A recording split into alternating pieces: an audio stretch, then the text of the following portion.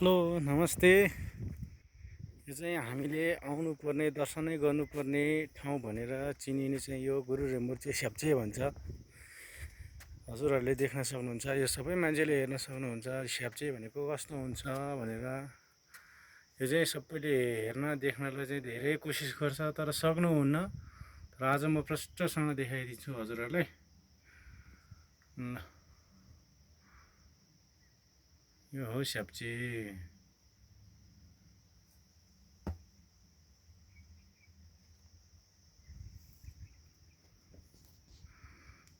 स्याप्चे click.